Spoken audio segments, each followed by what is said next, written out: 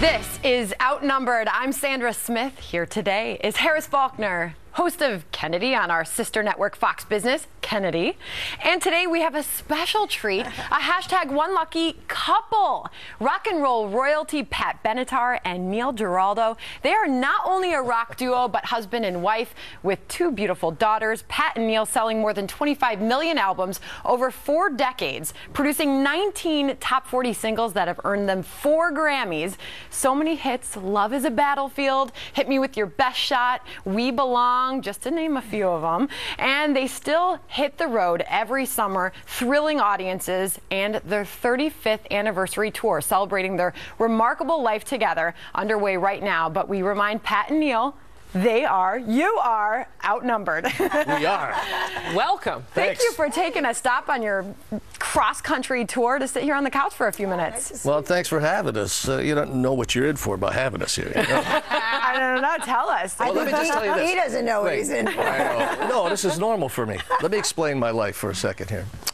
A wife, a mother-in-law, a housekeeper, 2 daughters, 4 dogs. Oh, girls. All females. Wow. You are outnumbered, my friend. You are the one-man estrogen express. Totally.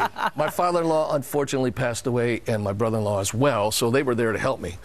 But they're gone, so now this is what I have. I also wanted was a boy dog, like a male dog. Oh, wow, look at One that. male dog. Pat, I think that's a hint for Christmas. A male dog? Yeah. They won't have it. Ain't gonna happen. Well, welcome, you guys. We're glad you're here. Welcome, Thanks. and congratulations having on your continued success. We're going to talk more about that in just a few minutes. But first, we want to get to the news of the day. Today, day 30 of the Hillary Clinton presidential campaign. And in those 30 days, the former Secretary of State has taken a total of 8 questions from the press. That averages out to about 1 question every 4 days. And according to media reports, the last day Clinton actually answered a question from reporters was April 21st in New Hampshire. That means Hillary hasn't taken a question from the media in 21 straight days. Doug McCalloway is live from Washington with more. Doug. Hi, Senator. You know, a lot of her critics say she's already protected by a bubble of wealth, a secret email server, and a cadre of loyal aides. But now presidential candidate Hillary Clinton is being accused of wrapping herself in another protective layer, that being silence. Even the New York Times reports that since she announced her candidacy on April 12th, she has answered only 7 or 8 questions from the press. It has prompted the Times to launch a new feature where it publishes questions, quote, we would have asked Mrs. Clinton had we had the opportunity. Recently, Mrs. Clinton announced her plan to, for example, expand the DREAM Act to include parents of illegal immigrant children. The Times asks, quote, President Obama said his executive action on immigration went as far as the law will allow. You say you would go beyond what he did. How could you stretch the law further than the president of your own party and his own Justice Department says it can go? No answer from Hillary Clinton as of yet. Her prospective GOP opponents, though, are taking full advantage of her silence. Like Hillary Clinton, I too am running for the President of the United States. But unlike Hillary Clinton, I am not afraid to answer questions about my track record or my accomplishments or my principles. I've had 20 press gaggles. I don't have, I go do town hall meetings, don't screen the questions, don't have a protective bubble like Mrs. Clinton does. Well, the Clinton campaign points out that she has taken many questions from voters during recent stops in Iowa, New Hampshire, and Nevada, but fails to point out that many of those voters have been pre-selected by the campaign. Still, Clinton has no obvious need, at least in primary season, to take questions, at least until a capable Democratic challenger surfaces, or until she faces the House Select Committee on Benghazi, before which she has indeed agreed to testify, but only on one occasion. Sandra, back to you. All right. Thank you very much, Doug. I want to open this up to Pat. I mean, let's take the 2 women, for example. Looking at Hillary Clinton and Carly Fiorina. They're attacking their campaigns 2 completely different ways. Here, Carly's saying, I'm putting myself out there. I'm answering questions. I'm not afraid of my track record. I'm not afraid of my past. I'll answer whatever you got, whatever questions you have. And meanwhile, it's been a month, and we've gotten 8 questions answered from Hillary. What does that look like to you?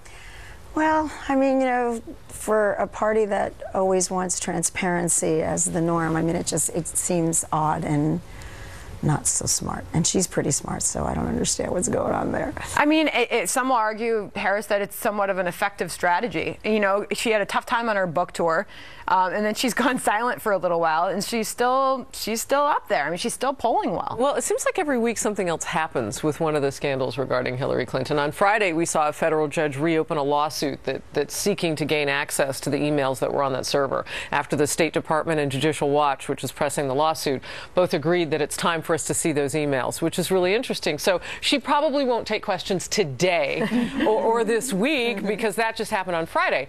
But, you know, I always say, and I usually do it when questions are asked of me when I don't want to answer, silence cannot be misquoted. And we've seen a lot of things that I think she would like to maybe take back since the rollout of her book and all of that happened. So if she doesn't open her mouth, you can't take note of it. But also, Neil, how can you find out about a candidate when they won't answer any questions? Well, maybe the questions are very good or something. She won't answer them. I don't know. I mean, the problem is once you answer a question, it's open season on you. So you got to really be prepared to answer it correctly. I think she maybe is planning a campaign where maybe she'll come out and she'll answer everybody's questions at one time and not be hiding or something. I don't know. It seems odd to me, but it's not the PTA though. You know what I mean? No, it's a much bigger job, but the thing that's most entertaining about it is she goes and she has these town hall events. Right. And I'm sorry, but answering questions from curious voters, it's not the same thing as answering tough follow-ups from the working press. And they all stand at the back of the room and they yell questions at her, and she ignores them like Kim Kardashian walking through LAX. It's the most bizarre thing. And, you know, I will say one thing about Carly Fiorina.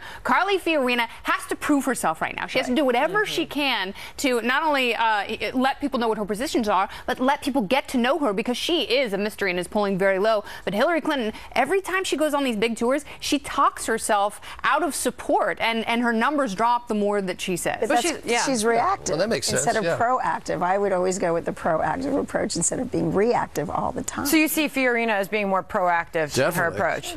No question. Well, and she also has a track record that she's busy trying to defend, because a lot of people have, you know, attacked her performance as the head of Hewlett-Packard, and she very openly, in those remarks that we just saw, she went on to defend her track record there, saying that she, you know, held Hewlett-Packard above water during the dot-com bubble burst. So she's fiercely combating that. Yeah, that actually, I want to ask you a question, because you have the expertise in this with regard to Fiorina's business background.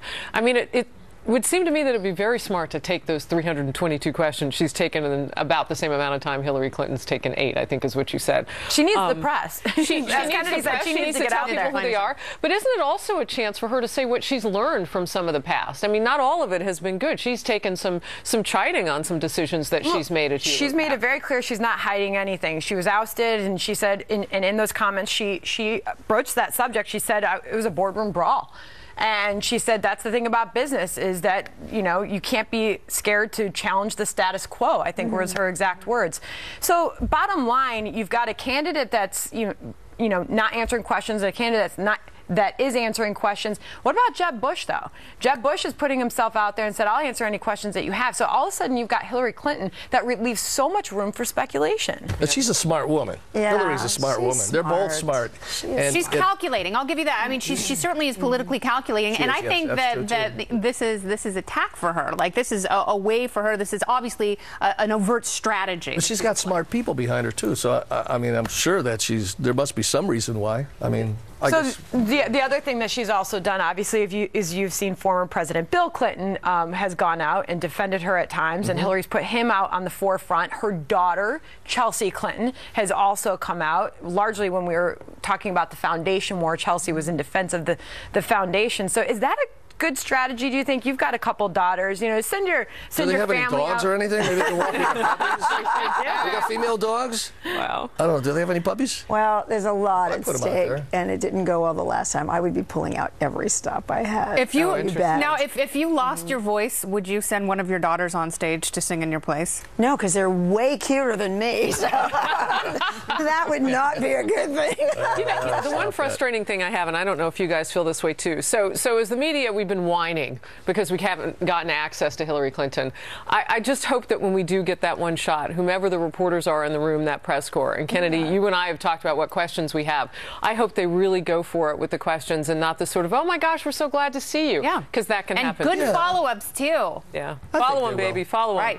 I have confidence in that. All right, well, there's this. The NFL coming down hard on one of its biggest stars. New England Patriots quarterback Tom Brady suspended for the first 4 games of the season. But does the punishment fit? Or is the league just making an example out of him? And right after the show, catch more from the couch on the web. Join us for Outnumbered Overtime by logging on to foxnews.com/outnumbered. Click on the Overtime tab. Tweet us your questions, comments. Tell us what topic you want to hear more about. Tweet us during the show. We're live tweeting with Pat and Neil right here on set. They're going to be joining us. Here's... Hit me with your best shot. I love it.